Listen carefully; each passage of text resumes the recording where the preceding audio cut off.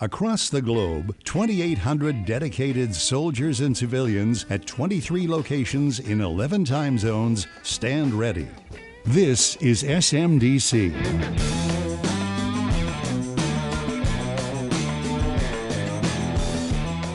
And this is the High Ground Podcast, the official podcast of U.S. Army Space and Missile Defense Command.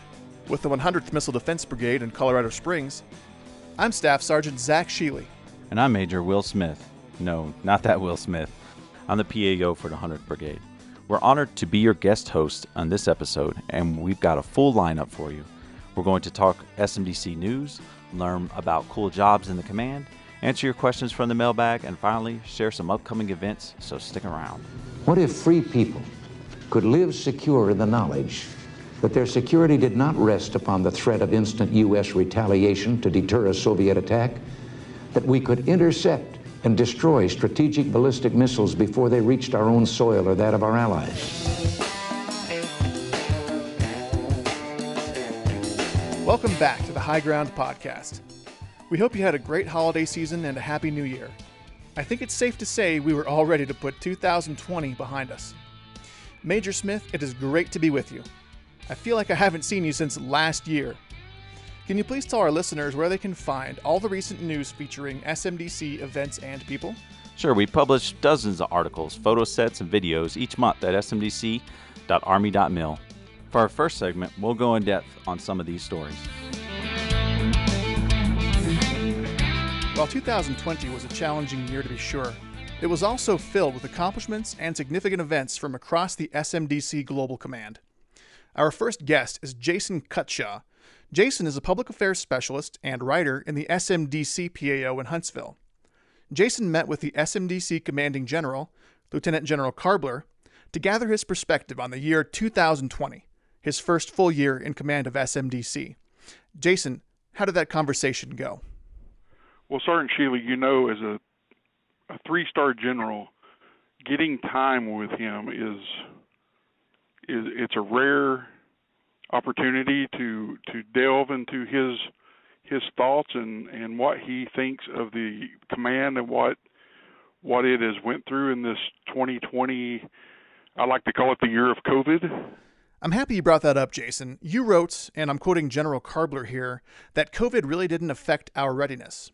We knew we had to stay ready 24/7. We do the most critical strategic missions within the DoD. Can you go more into depth on that?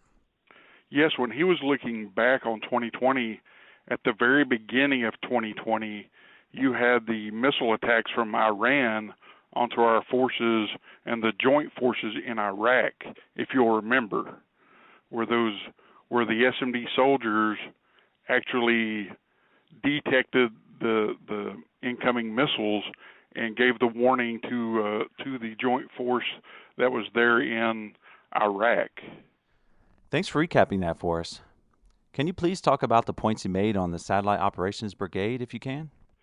The U.S. Navy hospitals that went to, I know New York City, and I believe there was one on the West Coast, and I can't remember exactly where it was, but our SATOPs provided communication and bandwidth for those Navy ships that without that they could not function. And also with the astronauts that launched to space, SATOPs Brigade provided support to those as well. So from the ocean to the outer space, we're right there supporting both missions and everything in between. Jason, did General Karbler mention anything about the FTM-44 flight test? Well, he talked about our the Joint Functional Component Command for Integrated Missile Defense and how they worked alongside the Navy Ballistic Missile Defense Forces as they intercepted and destroyed the threats. Our people were working right alongside the Navy Missile Defense Agency and others to support that mission and provide global missile defense for the nation. Thanks, Jason. Any final thoughts on your conversation with the CG? He was so proud of the command, just hearing him talk about it, that all the things that the SMDC, JFCC, IMD, that we're accomplishing in support of national defense and global defense, it was just amazing to hear him talk about how proud he was of the soldiers, civilians, family members, everyone that's supporting in this difficult time. It was inspiring to hear him talk about that. Thanks a lot, Jason. I can imagine. And thank you again for taking the time to talk with us. We really appreciate it. Be on the lookout for a special edition podcast produced by Staff Sgt. Aaron Ronstadt, an SMDC public affairs specialist in Colorado Springs, detailing the events of the missile attack last January from the perspective of soldiers with SMDC's 1st Base Brigade, Forward Detachment 1, who were on the receiving end of that attack. Up next, if 2020 was the year of COVID, as Jason said, 2021 is shaping up to be the year of the vaccine. Beetle Bailey and the team in the SMDC PAO produced a video with SMDC Command Surgeon Colonel George Kyle and General Karbler in December talking about the vaccine and Operation Warp Speed. We're honored to be joined by Colonel Kyle. Sir, what is the status of Operation Warp Speed from your perspective? I think the key when we look at the availability of the vaccine, we've gone from having administered, actually given tens of thousands of vaccines now to over 4 million vaccines. So that's over 4 million people have actually received the vaccines. That's a significant increase in that it gives us a broader array of people to observe to validate its safety. Thank you, sir. Do you know of any side effects that have been observed in people receiving the vaccine? So the complaints that some people have had in receiving the vaccine have been mild side effects.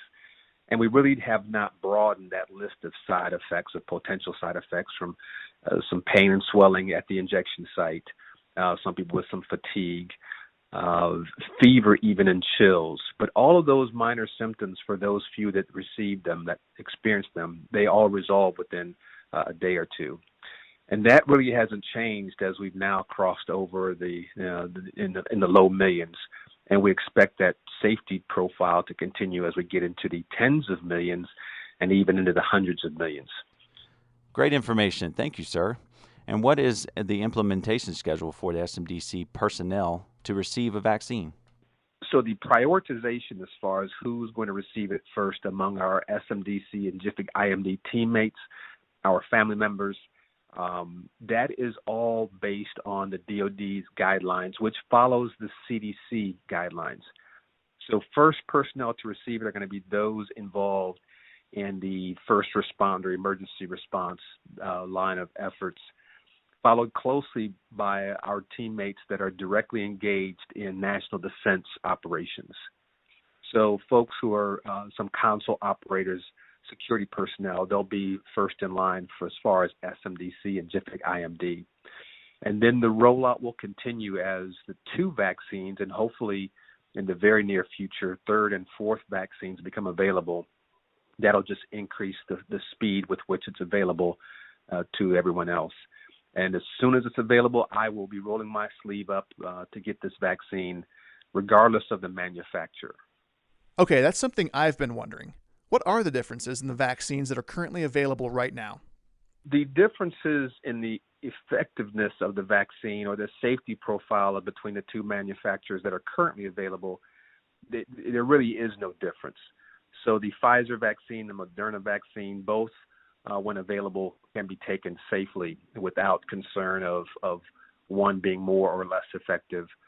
The others that are that we anticipate coming out in the near future, one called the Oxford by AstraZeneca, those will have the data will show what their efficacy is as well as their safety profiles.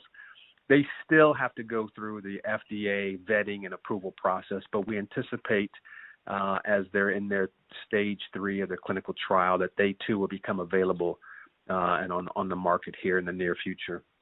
That makes me feel better, but I know of others that may have some apprehension about receiving this vaccine because it was developed so rapidly and is still so new. What would you say to them? There has been some advances that we've been able to really leverage in making this vaccine come to fruition in a short period of time. But that technology is not really new. The messenger RNA approach has been something we've used in targeted cancer treatments for about a dozen years or so. And we've tried also in previous vaccines to use this messenger RNA technique, but we've got it with technological advances and scientific advances. It's been successful in these two vaccines. So it's not new, even though these are the first readily available vaccines. The other aspect of this is the vaccines, both of which currently available, are in the mid-90s as far as effectiveness. If we compare that to the flu vaccine, which is only 40 to 50% effective, that's a significant benefit. And then again, the side effect profile and the risk from these vaccines is also extremely low. So in the risk-benefit discussion, these vaccines are extremely safe, and everyone should be comfortable receiving them. Fantastic. Thanks for that, sir. Last question. In your opinion, do you think having these vaccines available is going to help us get back to our normal way of life and to end this pandemic? Well, we don't know if it's the end of the pandemic itself, but it's certainly a major step in controlling this pandemic. If you had asked 6 months ago what our new future or new normal might look like, we were not quite as optimistic as we are now that these vaccines have rolled out. Given this nearly unprecedented effectiveness of the vaccines, we really foresee by the fall of next year that we should see a significant change in the prevalence of this disease, the COVID disease in the American population, and we should really be back to a new normal that looks somewhat familiar. Not quite where we were before COVID, but it should be a much more comfortable environment as far as the prevalence of the COVID disease. That's great news, and that's great information for all the SMDC teammates. Thank you again for your time, sir. Sure, and if you had a chance to, I guess if I could give the Reader's Digest bumper sticker version, I would say that these two vaccines, regardless of which one you receive, you should receive them with the assurance that they're safe and effective, and I am certainly looking forward to receiving mine.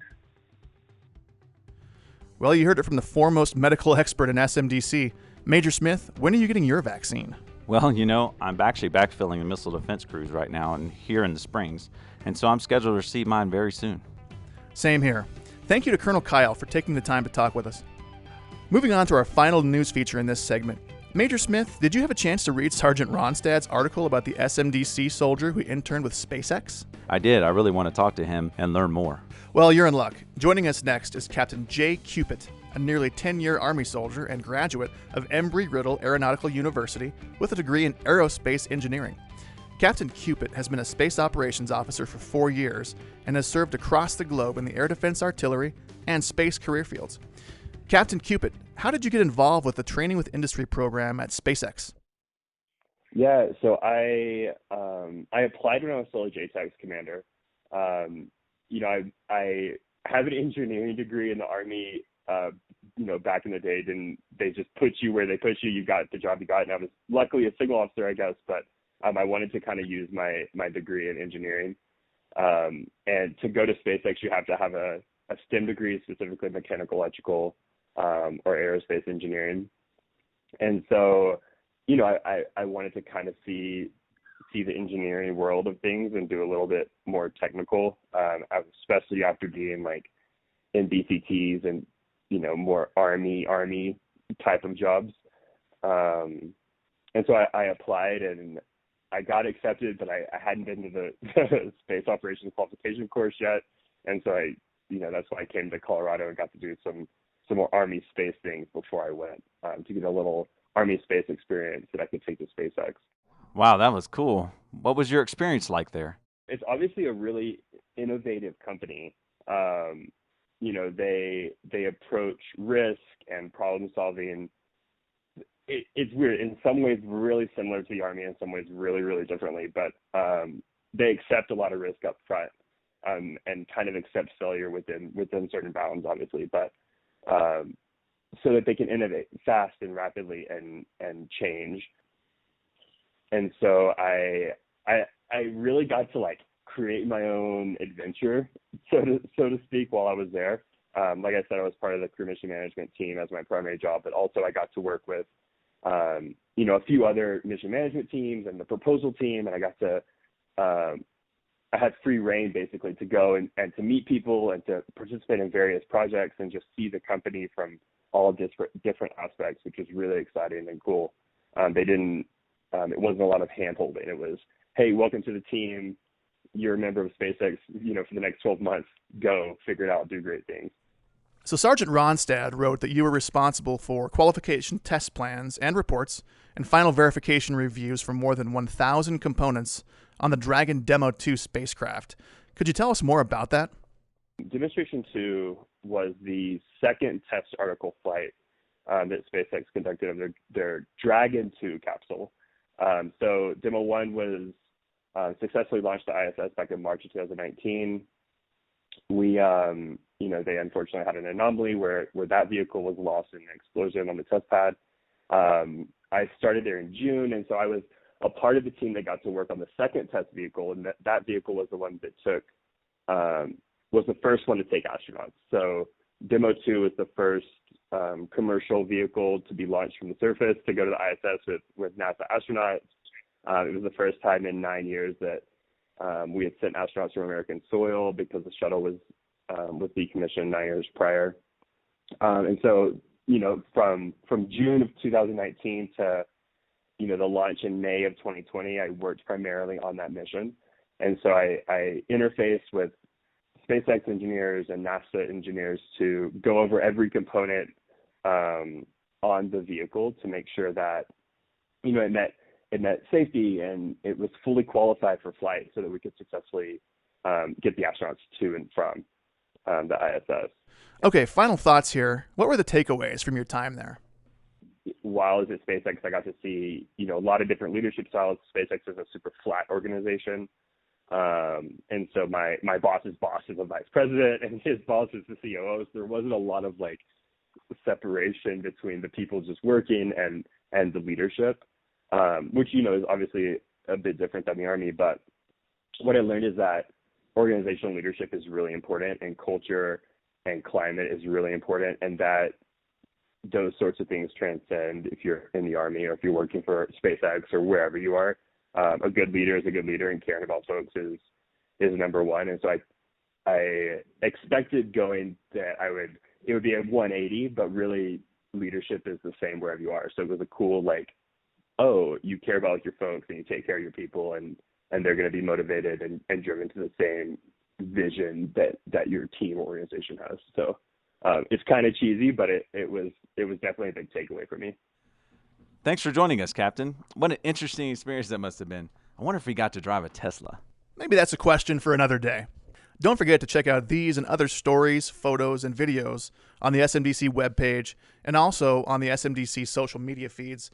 Major Smith, where can people find those? Yeah, smdc.army.mil, on facebook.com/ArmySMDC, and at ArmySMDC on Twitter.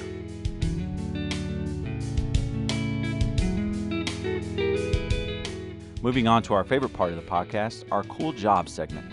If there are cooler jobs in SMDC, there certainly aren't any colder jobs than serving as an MP at Fort Greely, Alaska. That's right, Major Smith. The soldiers of Military Police Ground-Based Interceptor Security Company, also known as Alpha Company, guard and protect the missile defense complex at Fort Greely around the clock in some pretty harsh conditions. A couple of weeks ago, Sergeant Sheely and I caught up with one of these soldiers and talked about his job, experience, and life in Alaska. Sergeant Sheely, do you recall the temperature outside when we talked to Staff Sgt. Matos? I think it was something like -26, but I don't know for sure. It was too cold to keep track. Very cold. It was cold. And full disclosure, we talked with him inside. Here's a conversation we had with Sergeant Matos. Okay, so my full name is going to be Sergio Antonio Matos Rivera. I'm a staff sergeant working for the MPGBI Security Company for the 49th Missile Defense Battalion. You are a staff sergeant. You are an MP. So are you a squad leader? That's correct. I'm a squad leader, full squad of 9 soldiers right now. What is your mission as a squad leader of an MP squad here at Fort Greely? My daily duties up here, right? So my job as a squad leader is to maintain at all times with a mission of 24/7, maintain security of the missile defense complex. More in detail to it, I maintain that the soldiers get their breaks so they can conduct their personal training as physical and educational training at all times, so they can have their meals throughout the day, this meaning breakfast, lunch, and dinner, and their rotation throughout the days as meaning how they patrol and conduct their jobs out on site. Excellent. And when did you come up to Fort Greely? When did you first come on ground here? So I got here on September of 2015, first of that September 2015. I've been here for 5 years already. Where are you from? So I am from Puerto Rico. I was born in Puerto Rico. 23 until 23, I was in Puerto Rico. After that, I moved to the United States, and then I moved to Alaska as an AGR here at Fort Greely. What was your initial impressions 5 years ago? Do you remember that back that it far? It was a big change, a big difference. I'm coming from an island where temperature stays 90s as low as 70. It's cold, right? So it was a big change for me and my family. At that point, I didn't have any kids.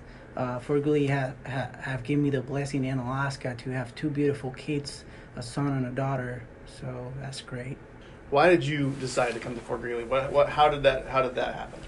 So back in the island, right, things are not going well as per careers and job opportunities, right? And I was just looking for greener grass, as you can say, and a better future, some career progression for me and my family in a future. So that made me took the decision.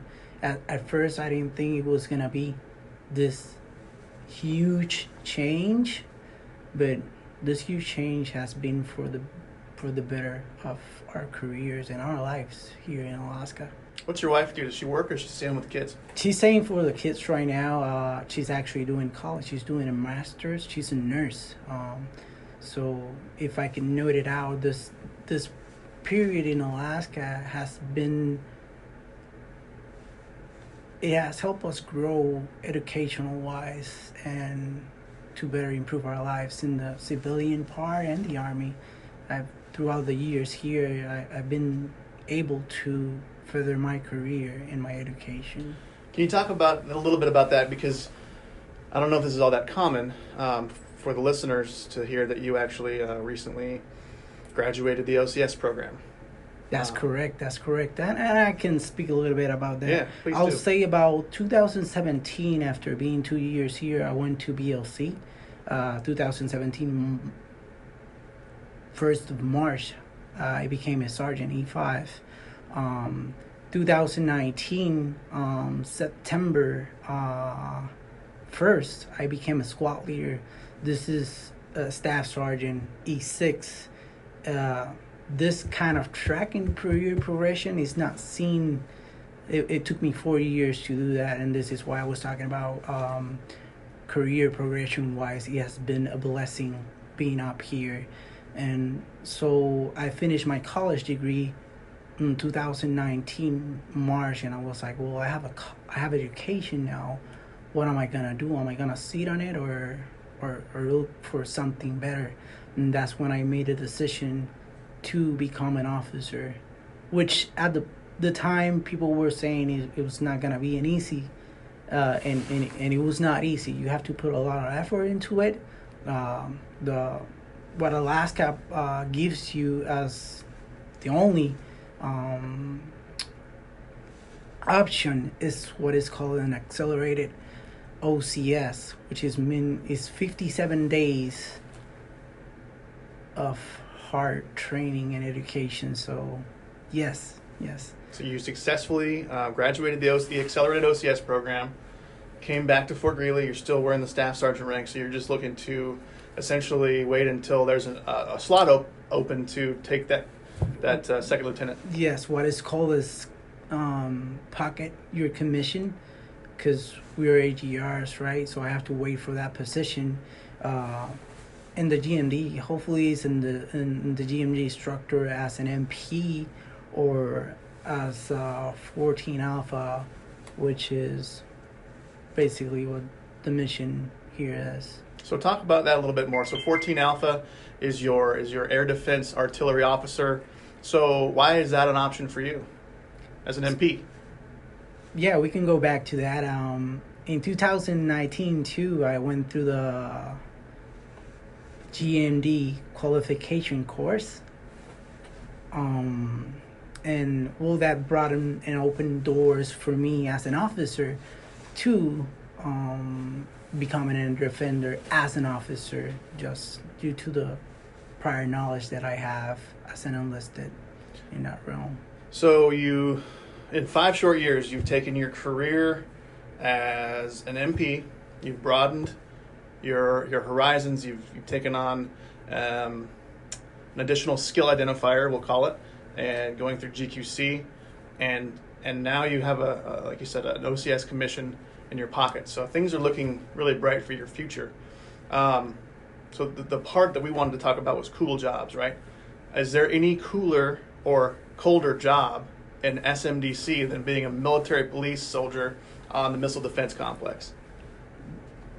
Definitely not a color. Let's say a cooler job than this one. We have to patrol 24/7 outside with different vehicles, and yes, when it hits negative 40, there's no cooler thing than being called outside. But it's not all bad. Me coming from an island that we don't get to see snow, we don't get to see the auroras, we don't get to see all this stuff. We can definitely see things different, right? So I don't think there's a thing cooler than that being in a different place, that the one you were born in, and enjoy all these beautiful things that nature and life can provide you. So yeah, there's nothing cooler than that.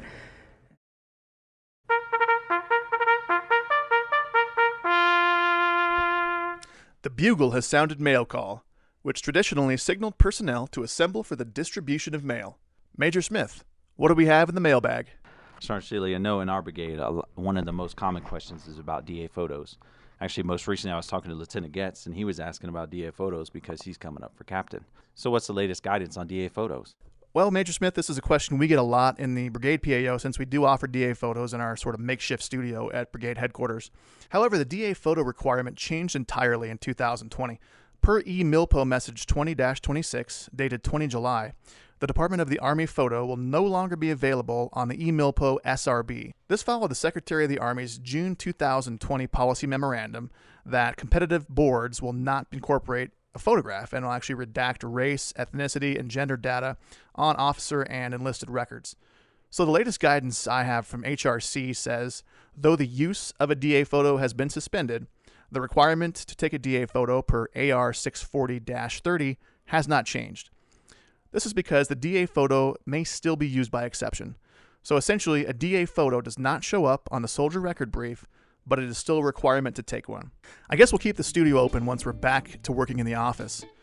And we're still happy to offer command photos in the 100th Brigade PAO to SMDC soldiers in Colorado Springs. And now to upcoming events. Look for some upcoming promotions on our social media pages, in addition to the 1st Space Battalion Change of Responsibility on 13 January. Also be on the lookout for the Global Defender magazine. That's a one-stop shop for everything about SMDC and all of its elements. A reminder to check out the special edition High Ground podcast coming soon. The feeling when a ballistic missile strikes within a few hundred yards of where you're at is, say, like nothing else in the world. When the ground shakes from the shock. In the middle of the night when it actually hit, when we went outside, it looked like the sky was on fire. It was definitely the craziest thing I've been a part of and experienced. It sounds intense. I can't wait to give that one a listen. Major Smith, I think that about does it for episode 3. Sir, it's been a pleasure. Thanks, RC. The pleasure was all mine. Let's remind our listeners one more time where they can find all the latest news, stories, photos, videos from the command. Yes, sir. People can find all the latest at smdc.army.mil, facebook.com/ArmySMDC, and at ArmySMDC on Twitter. Thank you for listening to the High Ground podcast. Be sure to share with others and look for the next full-length episode in early February. From Colorado Springs, the home of the 100th Missile Defense Brigade, I'm Staff Sergeant Zach Sheely. And I'm Major Will Smith. Thanks for listening. This is SMDC.